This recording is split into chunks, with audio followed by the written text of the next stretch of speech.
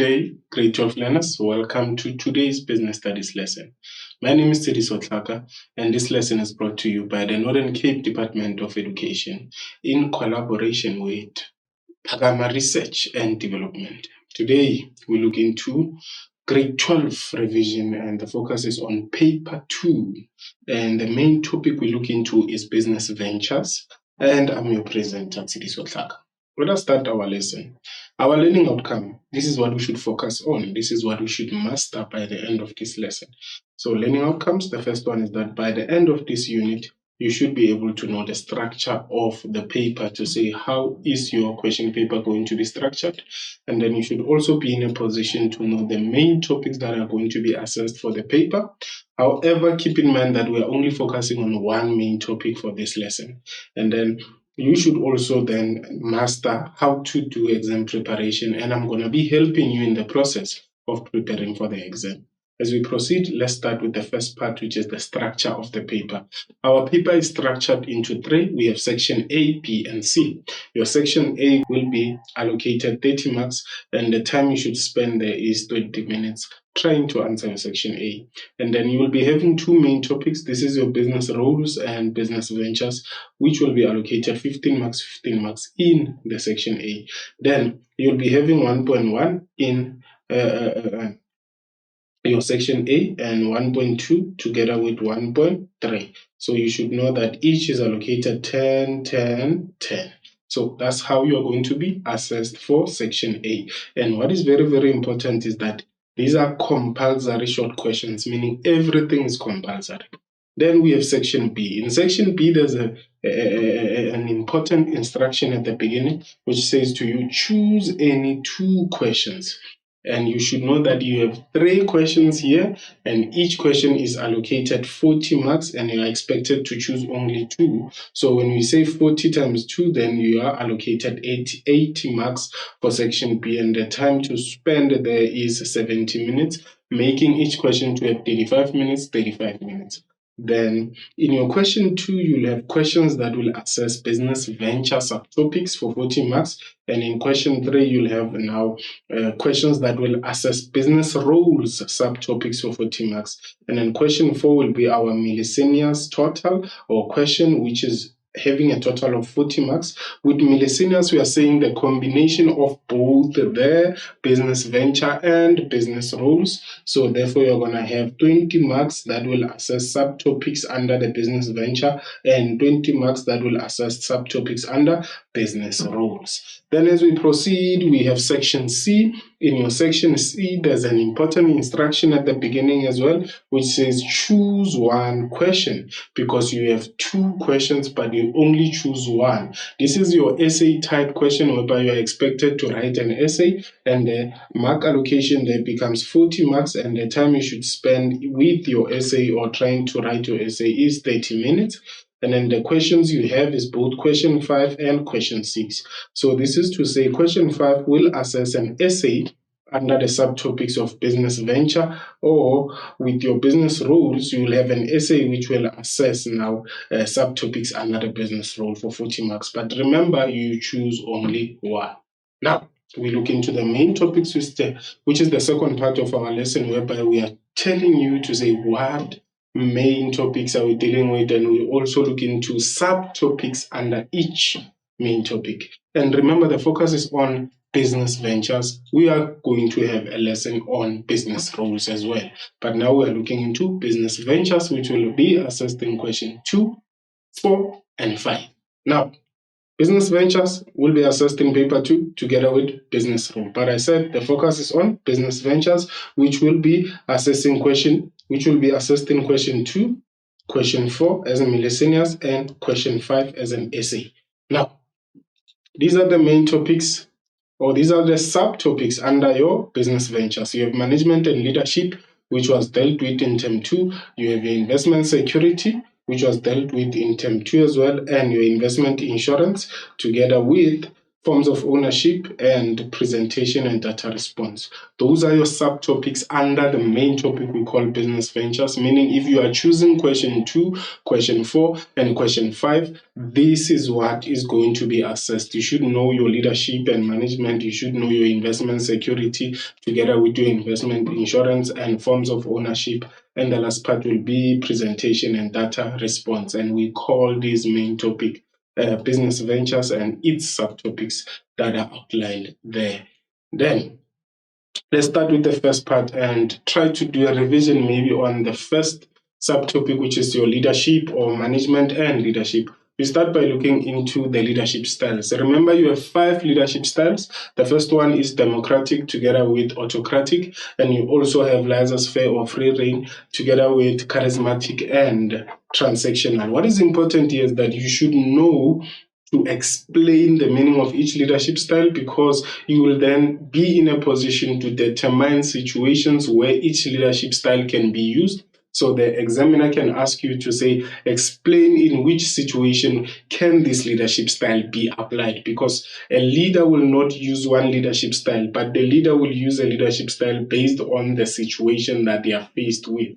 Hence, they can use democratic when they want to get new ideas from the employees. They can use autocratic in a crisis situation. They can use transactional to try and motivate employees by offering reward and punishing those who fail to do the work accurately. They can also use charismatic to encourage and motivate the employees, because here the leader is using charm. And then you have laissez-faire and free reign, which can be used when the business is having experts or employees who have more knowledge or who are expertise in the field. You can use the laissez-faire as a leader. So it is important that you know situations where each leadership style can be applied, that can be examined, and you should also be in a position to do what? To know the impact of each leadership style, to say what are the advantages and disadvantages of using each leadership style. Then let us look into situations where each leadership style can be applied together with the meaning of each leadership style, so that we are in a better position to deal with this aspect. So the first leadership style to be considered there would be autocratic leadership style. What does it mean? An autocratic leader does not allow employees to take decisions. That's what it means. So, meaning a leader who's using autocratic is a leader that will not allow the followers to make decisions in the business. The leader is the only one that is going to make the decisions. So now, in application, when we are talking about application, we say, when can the leader use this leadership style? The leader can use this leadership style in a crisis situation. For example, in a case of an unforeseen challenge, when there is no time to be thinking about the solution, the only person to be making the decision that time is a leader. So we use what? Autocratic leadership style, so that they could save time and deal with the crisis fast. And again, we use autocratic leadership style when all information is available to solve the problem. So those are two situations. In a crisis, a leader can use autocratic. When information is available to make all decisions, the leader can use autocratic. But let us look into the second leadership style. This is your democratic leadership style. What does it do now? What does this leader do, and how do they lead the employees? The leader would allow employees to make decisions. So with democratic, the leader allows employees to make decisions, but with autocratic does not allow. So an autocratic leader will not allow, but a democratic leader will allow employees to make decisions or to be part of the decision making. Let's be clear, it is about being part of the decision making. Hence, application to say now, when will the leader use this leadership style? When group members are skilled and are eager to share their ideas. That's number one. When employees are skilled, you use democratic because they are eager to share their ideas. Then, when can the leader use this leadership style again? When the leader does not have all the information needed to make a decision, and employees have valuable information to contribute. Remember, we said you use it when the employees or group members are skilled. So even with this regard of the second point, it says when the leader does not have all the information needed to make a decision, and employees have valuable information to contribute so that they become part of the decision making. So it means the employees must be skilled and they must be having knowledge for them to be part of the decision making. Hence, a democratic leader should ensure that employees are skilled and they are eager to share their ideas before they can be part of the decision making. Then we have laissez-faire or free rein. When we look into laissez-faire and free rein, we are saying now the leader will allow employees to make decisions on their own work method, on how they're going to complete the task and on how they're going to do the work to be successful in the business. So the leader here does not prescribe to employees on how to complete their tasks and activities within the business or their duties and responsibilities. When would the leader use this leadership style, which we call the laissez-faire? When employees are experts and can take responsibility for their action, you use laissez-faire. And again, you can use laissez-faire to give employees power to make their own decisions and complete the work tasks and complete using whatever method with the freedom. When the leader is very busy, and delegation of the task will increase productivity. So when the leader is very busy, the leader can give the employees the power to decide on their work method, because the leader is very busy and delegation of the task will increase productivity. So that is when you use laissez-faire. Charismatic leader. A charismatic leader is the leader that uses charm to influence his team to achieve the business goals. Let's be clear, we're not talking about charm of dressing nice here. We're not talking about charm of how the leader looks, but the focus is on the ability of the leader to do certain activities. We are talking about the skills, to say, since the leader has skills, the leader will use the skills to then charm the employees to use the same skills so that the business can achieve its goals. Hence, we say you use this leadership style when the leader wants to sell a vision and achieve excellent results. Again, it will be used when the leader wants to inspire hard work amongst employees. Let us move to the other one, which is now the transactional leadership style. The transactional leadership style will be used by the leader when now these situations occur. But before that, we need to know, to say, what does it mean? This is a leadership style that allows the leader to use a system of reward and punishment to motivate employees. That's number one. So the leader will use here a system of reward and punishment to motivate employees to achieve the business goals. When do you use this leadership style? You use this leadership when deadlines have to be met on short notice or under a lot of pressure. So when there's a task or an activity that has to be submitted in short notice, the leader would say whoever's going to submit first will be rewarded. Maybe they will get a voucher for 500, maybe they will get a holiday trip or a flight ticket to wherever they want to go. Again, it can be used when workers have low morale. If employees have low morale and they are demotivated, this leadership style can be used so that the reward will try to improve the morale of the employees. Now let us look into typical examination questions or possible examination questions. We have Tateo's Computer Software, TCS. Tateo's Computer Software specializes in developing new computer softwares for various computer programs. Cindy, the production manager, offers rewards to employees who meet set targets. And Tom, the marketing manager, uses charm to influence his team to work hard. Lebo, the administration manager, gives a task without instruction on how to do it. Now, 2.1.1 requires of you to identify the leadership styles used by Cindy, Tom, Lebo. Motivate as well your answer by quoting from the scenario above. So you're going to look into the scenario, check these three individuals and check which leadership styles are they applying in their different departments. And then 2.1.2 will require of you to evaluate the impact of one of the leadership styles identified above for 6 marks. So that is how you should apply it now. Let us look now into the solutions.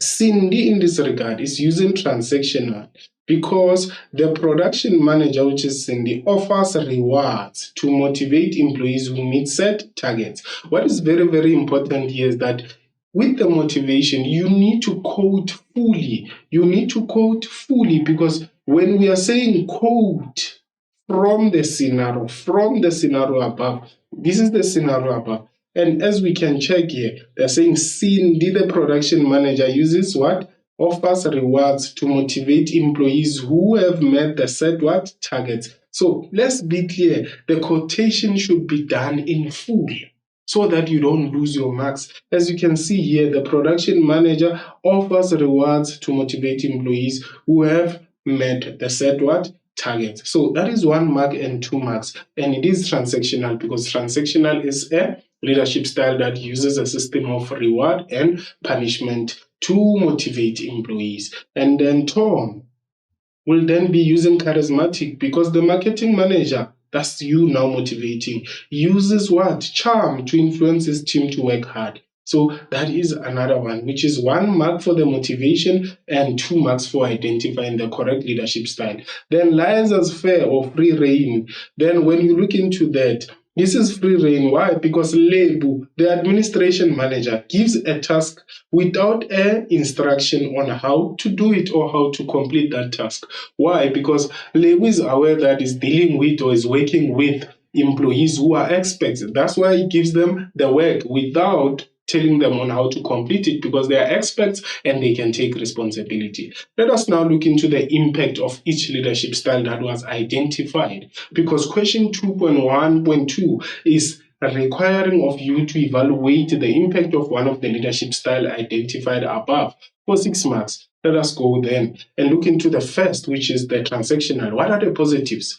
The positives are the idea that the leader will then be in a position to linking what? Now, linking rewards to targets in order to encourage workers to work effectively or efficiently. So this will have advantages. And then another one is that incentives offered to employees who exceed targets will increase the productivity levels of workers. So the incentives, again, are the main motivation here and will encourage the culture of doing very well for each and everyone in the business. But when you look into the negatives, employees may feel demoralized if they are punished for not meeting the what? Target. So that is the disadvantages. Some of the employees will be working very hard, but they might be slow by nature, so which can be then a demotivating factor over there. And then another negative is that the leader may need to monitor the performance of employees to ensure that targets are met. So that's how then you go about the negative. Let us look into charismatic leadership style. What are the positives there? We said this is a leader that uses charm. So the charm is their skills, their ability to communicate, their ability to sell the vision, the ability to make everyone feel that they can do it and they can achieve it. So this leader then will bring these positives, or this leadership style will bring these positives. A leader will communicate the vision or goals of the organization in a concise and a clear manner. So everyone will understand what is to be achieved. That will inspire confidence amongst what? Employees, because they will want to achieve since they are motivated by this personality of this leader who's very great and has all the skills. And then employees are inspired by the energy or passion of the charismatic leader. So that's 1-1. So employees will be inspired by the energy and passion of the charismatic leader. What are the negatives, however? A leader may promote his own personal interest in this regard instead of leading for the benefits of the organization, because these are leaders who have more influence, and since they have more influence, they can then focus on their own interest and own benefit rather than leading for the organization, because they will then know that they have greater power to influence others. Then another negative is that employees rely on the leader to improve their morale and motivational levels, which is a problem because should the leader not be there, it means it will be difficult for these employees to be motivated. Then when you look into laissez-faire, it is about giving a task without informing employees on how to complete the task. Hence, it says employees are trusted and given the responsibility of making decisions in the areas of their expertise. So that's 2 marks in that way because they are trusted. They are not being told how to do the work because they know, and this is because they are expertise in their areas of work. Then another positive is that employees do not need to consult the leader when making decisions that may benefit the organization. Then what are the negatives? The negatives are the idea that the uncertainty regarding the clear decision making could influence the morale of the employees negatively. Then another one is that employees could be hesitant to take decisive actions, which could affect their work performance. So that can be the disadvantage over there because now some employees will be given power to make decisions and lead other employees. And in the absence of the leader, so it means employees will be hesitant to take decisions and decisive actions which could affect the work performance of those employees because they will not know as much as they are given the task to say your expertise, but some guideline is needed on how to be done or what color to be used because we are talking about maybe let's talk about the fashion world because most people who are in fashion, they are experts. So what does it mean if we are saying laissez-faire? Maybe the company will say create any dress of your choice. So the company didn't specify whether should it be a short dress, should it be a long dress, so it becomes an issue over there.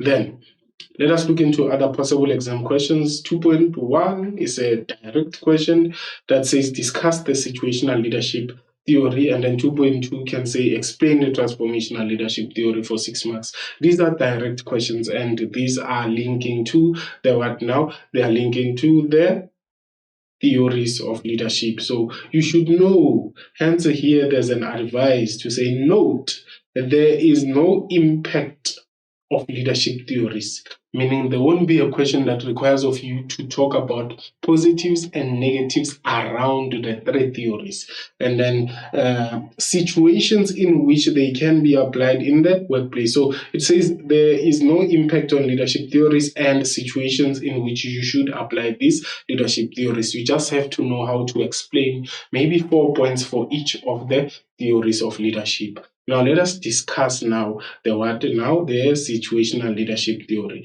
We should know that with the situational leadership theory, leaders is the theory that teaches a leader about understanding their situation and also about changing their leadership styles. To say you cannot use one leadership style, you use a leadership style based on the situation. You choose a leadership style based on a situation. Hence, it says here leaders are required to manage employees under different conditions. Under different conditions and different character traits or leadership styles are required to deal with each situation within the workplace. Because when we say character traits, we are saying the character traits of each leadership styles will be needed to manage these employees under different conditions or situations that might be occurring. Hence, it further says a different leadership style would be adopted by the leader based on the prevailing circumstances at a particular time. So when we are saying prevailing, we are saying based on the situation that is occurring. So different leadership styles are needed based on the situation that is occurring.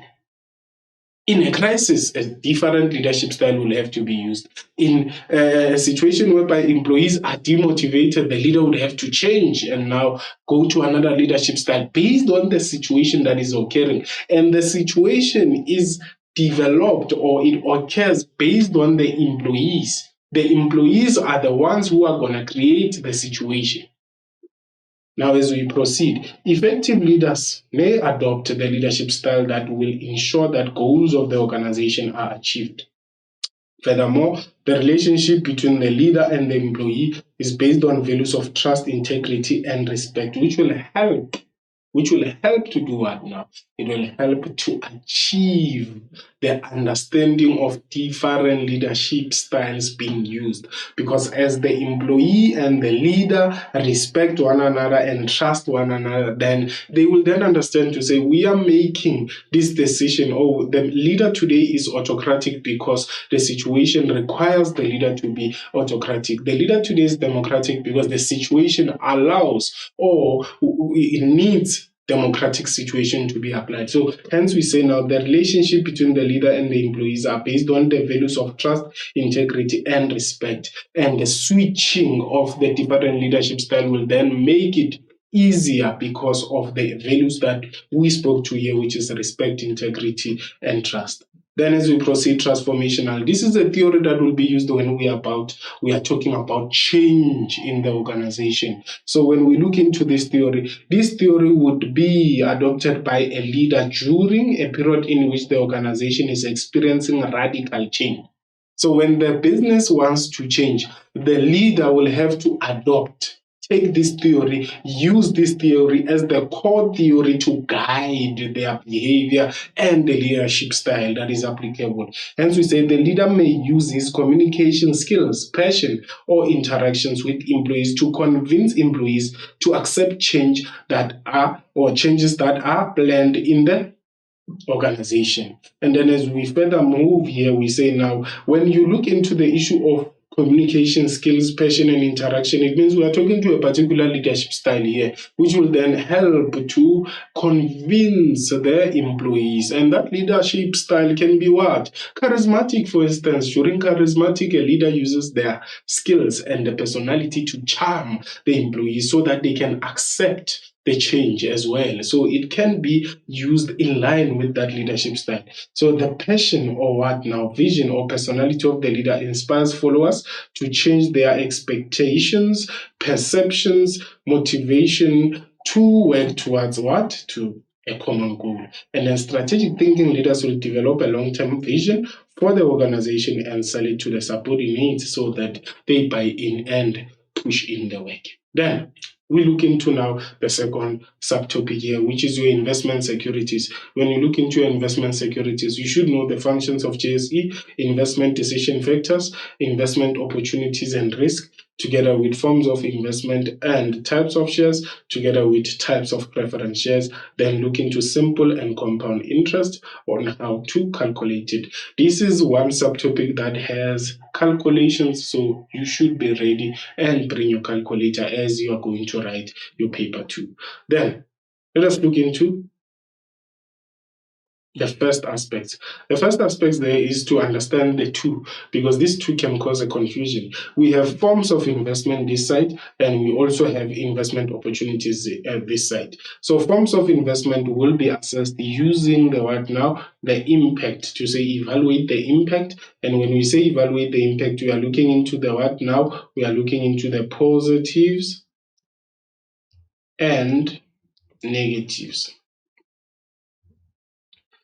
But when we look into opportunities, investment opportunities and their risk, what is important here is that you should know the meaning of each investment opportunity and know the risks. So we have stock files, managed portfolio, 32 days notice account, debenture, business venture, and life insurance. What is important here is to know one meaning and one risk around each investment opportunity. Let us also proceed to say we have forms of investment. This includes the RSA retail savings bond, unit trust, shares, together with your fixed deposit. Then as we proceed now, let us look into a possible exam question around the forms of investment. 2.3 requires of you to read the scenario below and answer questions that follow.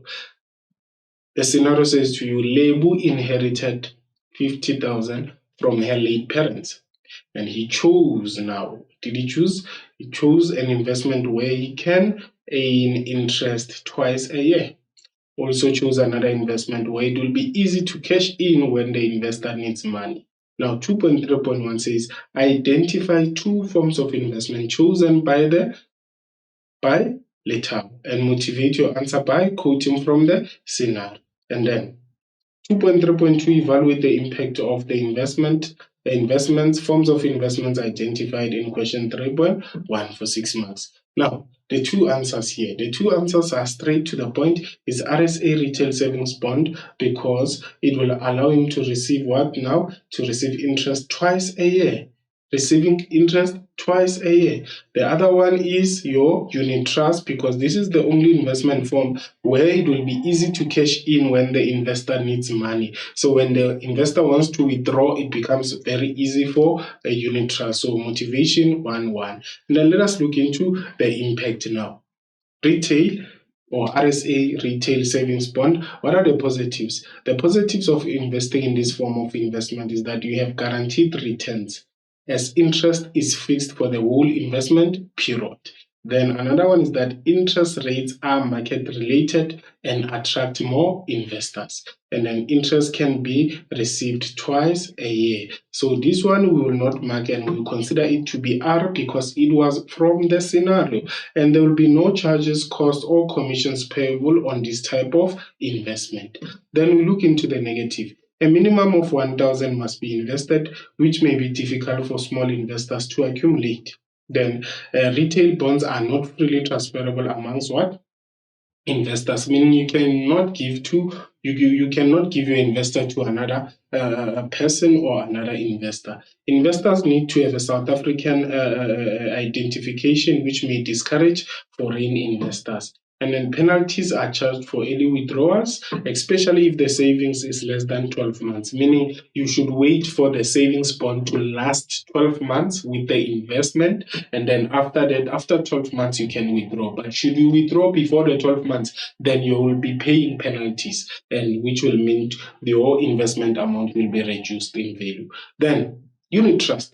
What are the positives there? The positives are unit trust is managed by a fund manager who buys shares on the stock exchange. Because with unit trust, we are saying maybe 5 investors come in, and then as 5 investors, they contribute money and put it under a unit trust fund. And then the trust fund will be managed by a fund manager who will buy shares on the stock exchange. So basically, it's a process of bringing money together so that it can be invested in different forms of or different types of investments. And then another advantage is that it is easy to cash in when the investor needs money. So this we consider to be an R because we saw it from the scenario. So why am I doing this? I'm showing you that if you have quoted something as motivation from the scenario, do not write about it in the question that follows, because already you have obtained marks from the scenario. And then we look into another positive is that a small amount can be invested per month. So that is another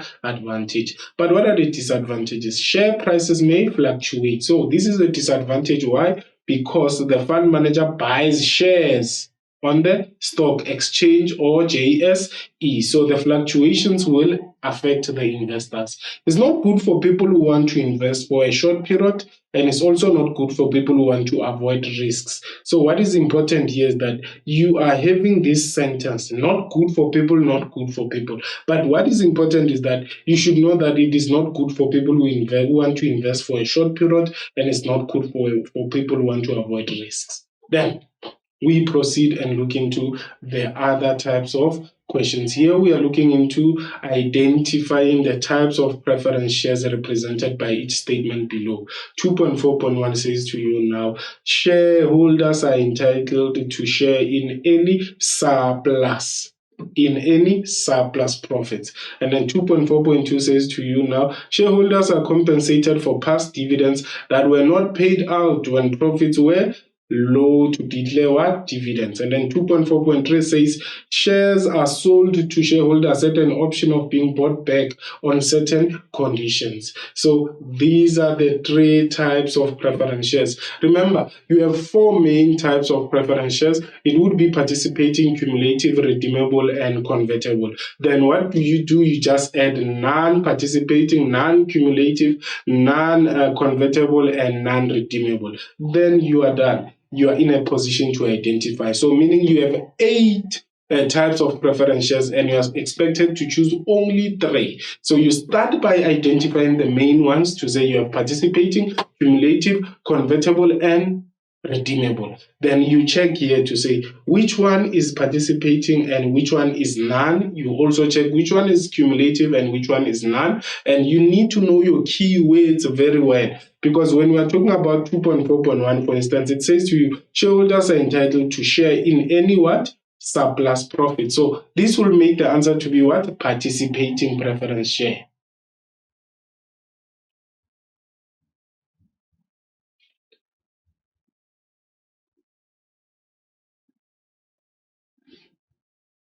Why? Because with participating, the shareholders here are allowed to share in extra profit that the business or the company has made, should company profits be too big. And then when we say shareholders are compensated for past dividends, we look into cumulative now to say, what is cumulative? Cumulative is when they are saying shareholders were not paid for the last 3 years, and then in the fourth year the company does very well. It means then the cumulative shareholder will have to be paid the past dividends that were not paid out, or the past profits that were not paid up. So this would then be cumulative. Cumulative preference share. Then we also have what? Shares are sold to shareholders at an option of being bought back on certain conditions. So this would be we call redeemable. This is redeemable preference shares. So you get 2, 2, and 2 for that. Then as we proceed, these are the solutions. You have your participating, cumulative, and what? Redeemable preference shares. Then, as we proceed now, we look into investment insurance. Under investment insurance, you should know the following: the meaning of non-compulsory insurance, the differences between insurance and assurance. You should further know how to define the following insurance concepts: over insurance, under insurance together with average clause, then reinstatement together with excess. Then we also have the principles of insurance. Remember, you have 4: the principle of security, the principle of indemnity, and the principle of utmost good faith together with the principle of insurable interest. So these are your principles of insurance. This is your principle of indemnity, principle of security, utmost good faith, and insurable interest. Then you also have types of compulsory insurance. This will include now road accident fund, unemployment insurance fund, and the compensation for occupational injuries and disease act. Then let us look into the critical parts here when we look into the insurance and the insurance investment security, to say we have the principles. Do not confuse principles with the concepts of insurance. Principles, we only have 4 principles, but with concepts, we have 5 concepts. So here we are saying principles will determine and will be in line with the contractual agreement when you are signing in for an insurance. So the principle of indemnity will talk about being compensated for short-term assets, and then principles of security will then talk to what now? Being compensated for what now? Any insurance that is taken on a human being, such as life insurance and so forth, and it creates assurance, the financial security. Hence, we call it the principle of security. Utmost good faith talks about being honest before you enter into an insurance contract, but insurable interest talks about proving what you stand to lose financially should the asset you are insuring be lost or be ceased to exist.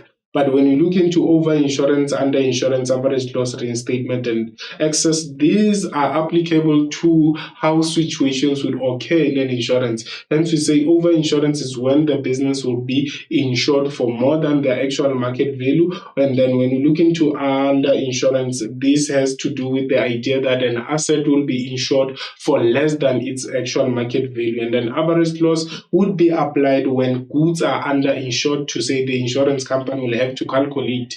And then we also have reinstatement, which has to do with now over insurance, to say when you are over insured, the business or the insurance or the insurer as the company will then reinstate you, which is then talking to returning you to the same financial position before the occurrence of the loss. Then we also have excess. Excess has to do with the process of claiming, to say before you claim, there's a certain amount that you have to pay so that your claim can be processed. And this will help the insurance company to avoid people who want to do fraud and know that before you can claim, you have to pay something. So it helps the business to cap the fraud and any corruption that may be around claiming for insurance. Let us look into possible exam questions now. We are having 2.5, which says read below the scenario. Read the scenario below and answer questions that follow.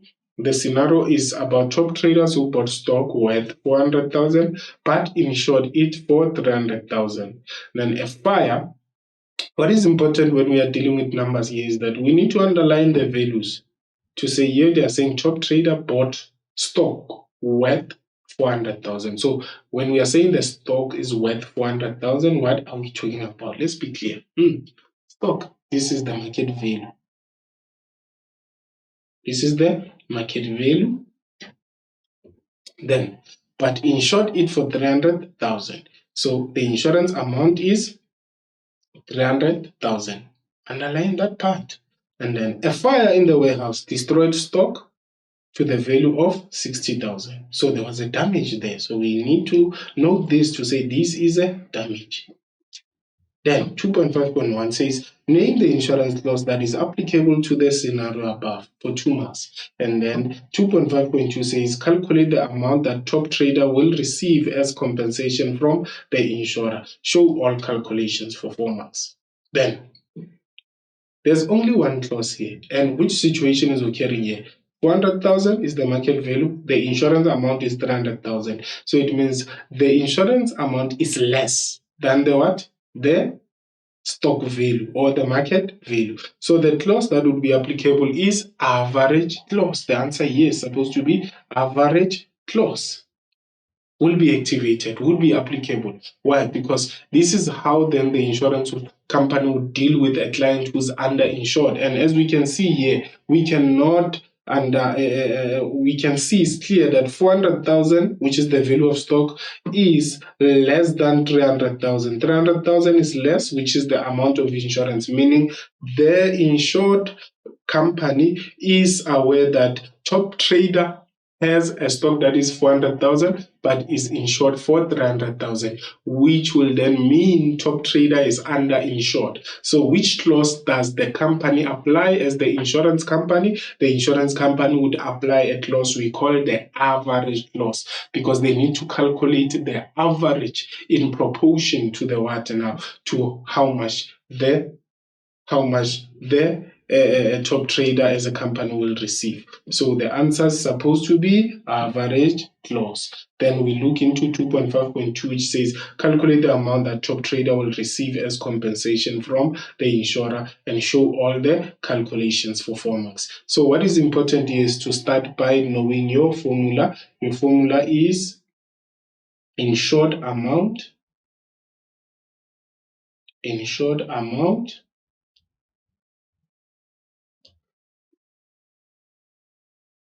over market value multiplied by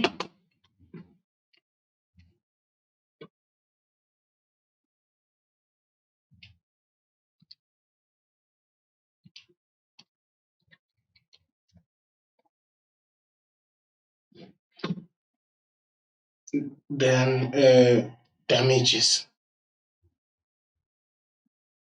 multiplied by damages. So we say amount insured amount. How much is the insured amount? Insured it for 300,000. So we're gonna say 300,000 over the market value, which is 400,000 multiplied by 60,000. And remember that we are taking this 60 from the scenario and this 400,000 from the scenario, which will then mean the answer is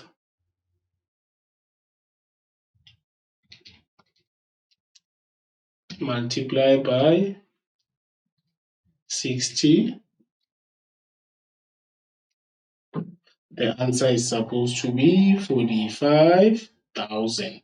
So as you can see, the total damage is 60,000, but the company top trader will only receive how much? 45,000. Now there's a shortfall here. Why? Because top trader was under insured. Was insured for 300,000 instead of being insured for 400,000, which is the total value of stock. Hence now top trader is only receiving 45,000. Then as we proceed, we look into direct questions. The following can be direct questions whereby you are demanded to outline the importance of insurance for the business, or it can be rephrased as advantages of insurance for the business, or differentiating between over and under insurance, or distinguishing between insurance and assurance. And also 2.4 you can say discuss any two principles of insurance. These are direct questions, and it doesn't mean they cannot be assessed as your scenario as well. Then when we look into this, outline the importance,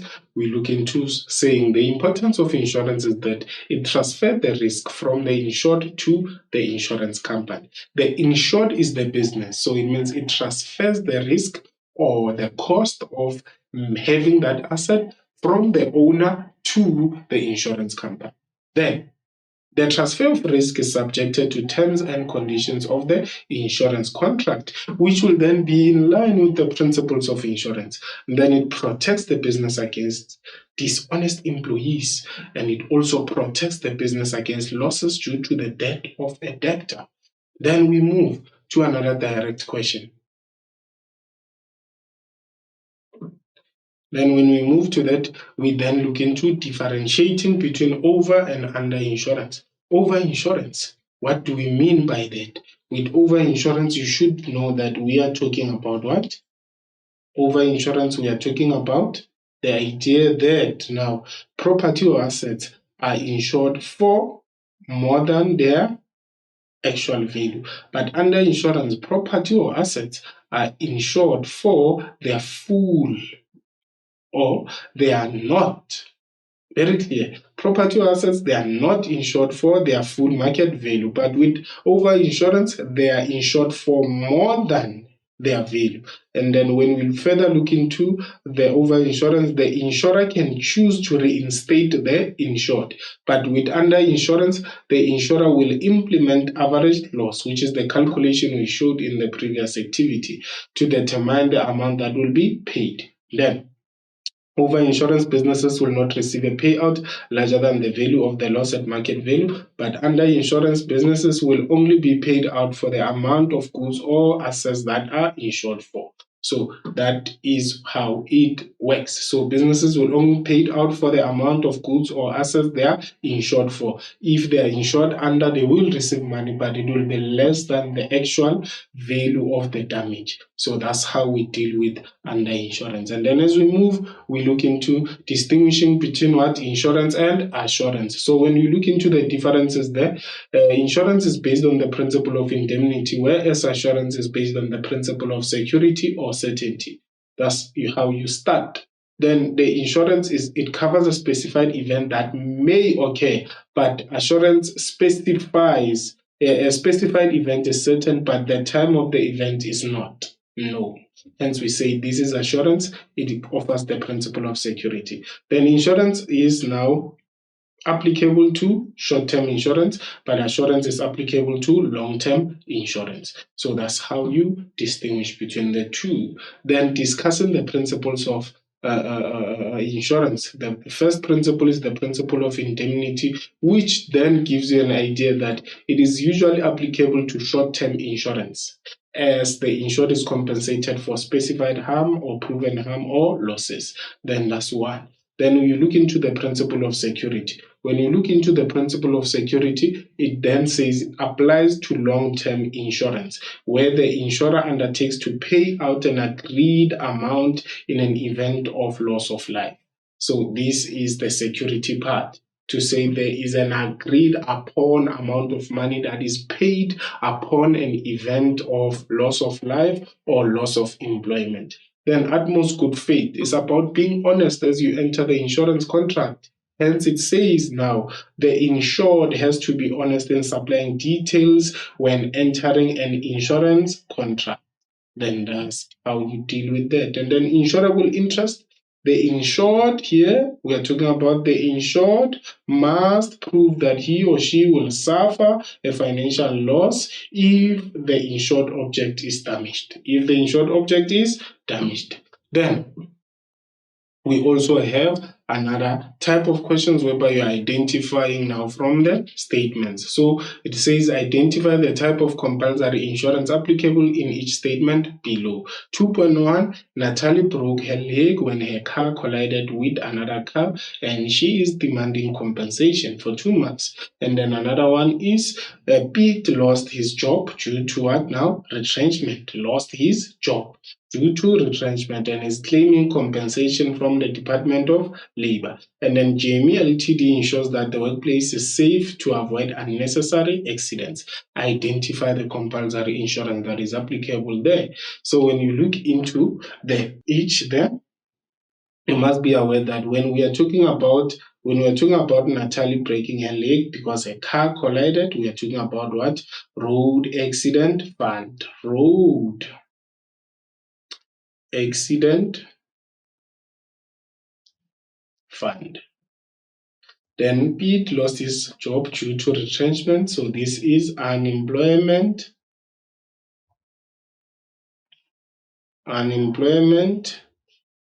insurance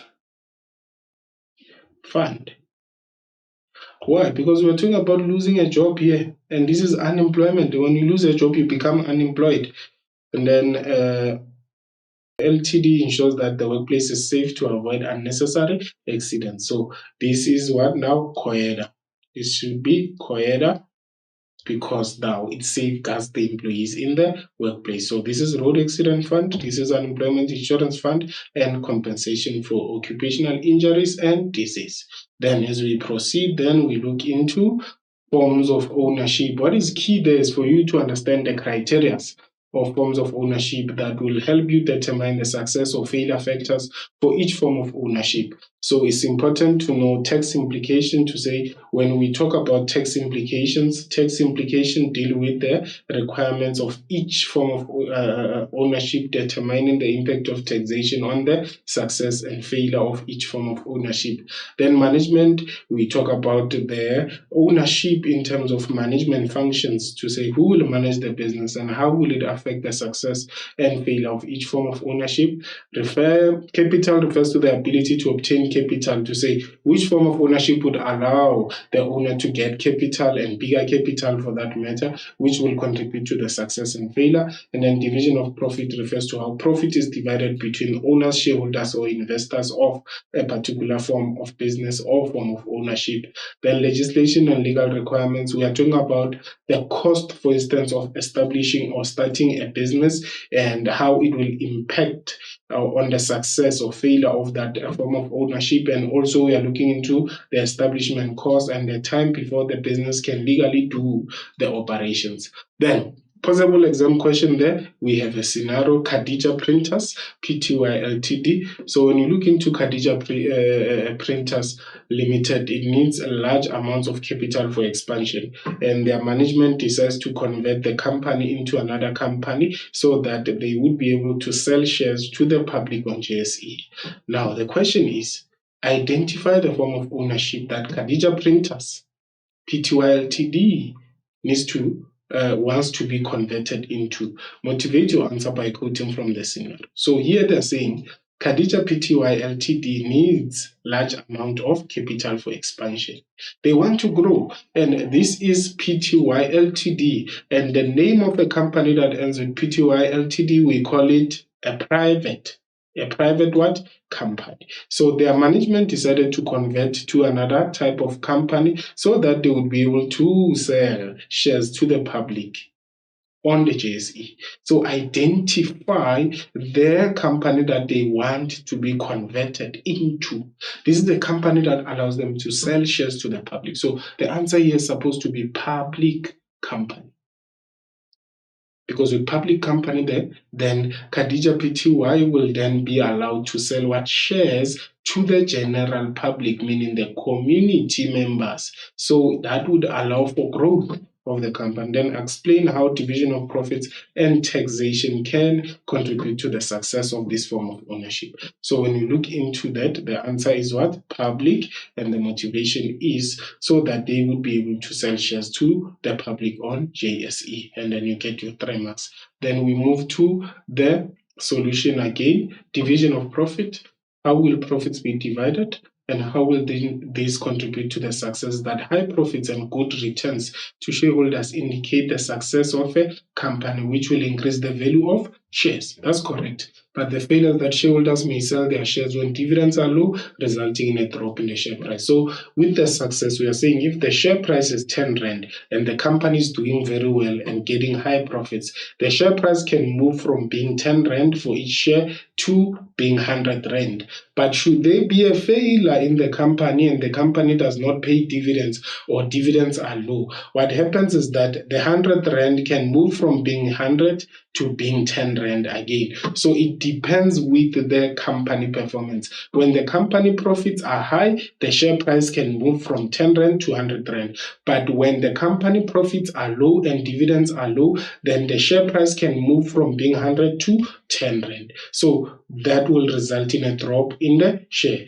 And some shareholders will sell their shares because the division of profit is not good. The return on investment is not good. Then as we proceed, taxation. When we look into taxation, the company can what now? Obtain tax rebates if they are involved in CSI projects. This will help to reduce the tax, to say the cost of tax will be less due to contributing to CSI projects. But what is a failure? The shareholders and the company will be taxed. Hence, we say this is subjection to double taxation. For example, shareholders pay secondary tax. This can have a negative impact in the company that is already financially struggling. Then we look into presentation and data response. This is the last part.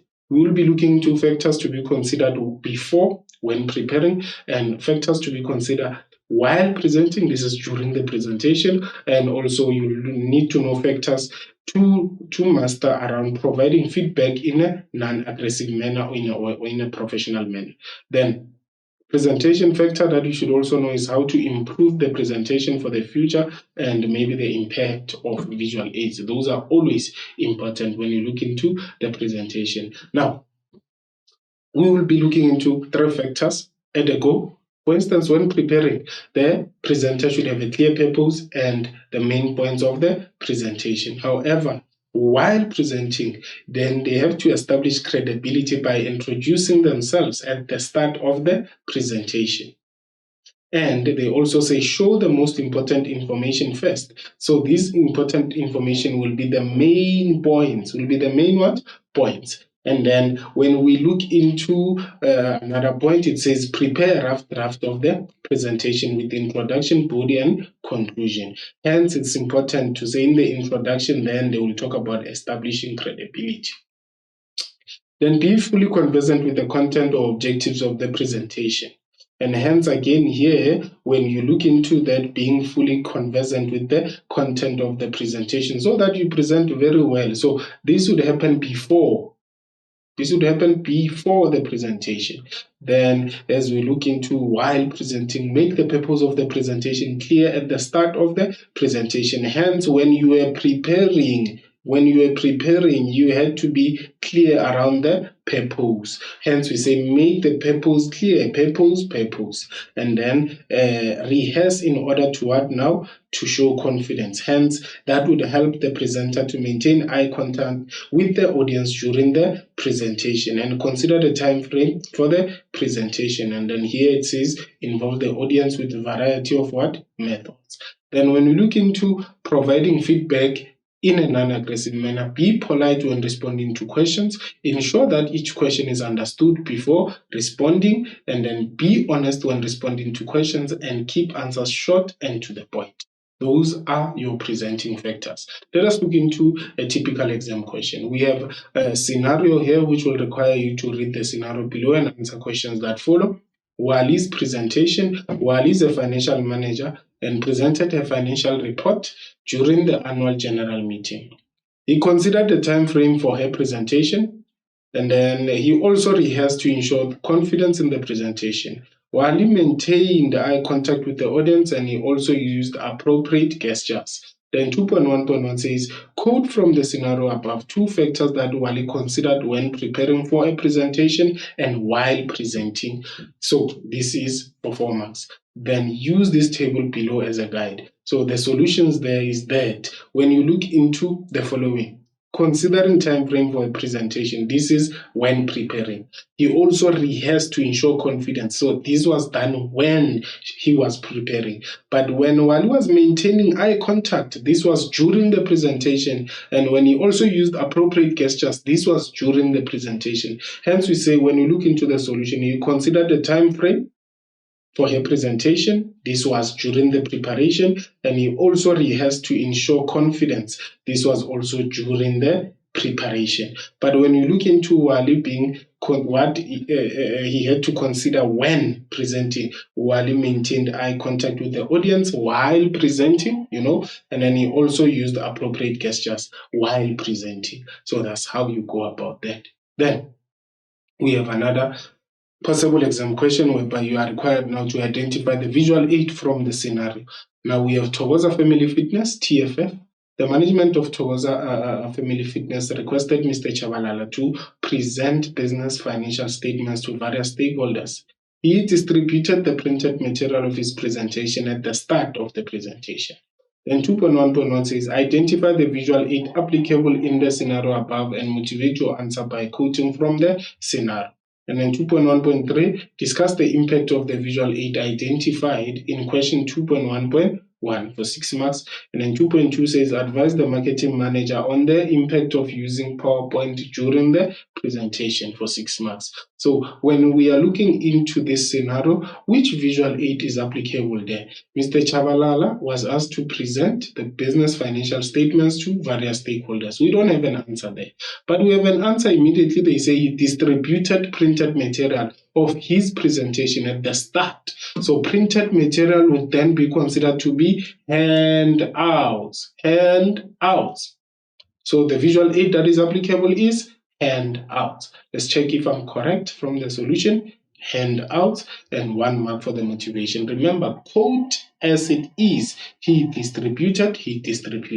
Printed material of his presentation at the start, of his presentation. Quote it in full and get all your marks. Then let's look into the positives now of what? The negative, discussing the impact of the visual aid identified, which was the handout.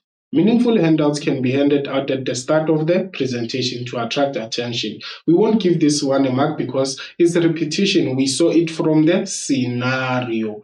Scenario has this statement, and hard copies of the slide presentation can be distributed at the end of the presentation as a key reminder of the key facts of the presentation. But what is a negative? The negative is that handouts cannot be combined with audio material, so it only focuses on the visual aspects of the support material. And then handing out material at the start of the presentation may distract or make the audience lose attention. Then we look into the last question, which is advise the marketing manager on the impact of using PowerPoint during the presentation. It is easy to combine with sound and video clips, and simple or less clustered slides may capture the interest of the audience. Then we also look into unprofessional handling of the PowerPoint presentation material can render it ineffective, and it may lead to irritation or may result in the audience losing interest, and then less effective to people who are visually impaired. So as we proceed, okay, this is the same thing, the summary of our lesson. This is the summary. We looked into management and leadership, term 2, investment security, investment insurance, forms of ownership, together with presentation and data response. So this was our lesson, and we addressed the aspects of business venture and how they can be assessed. So with that being said, thank you for watching. Keep well. Goodbye.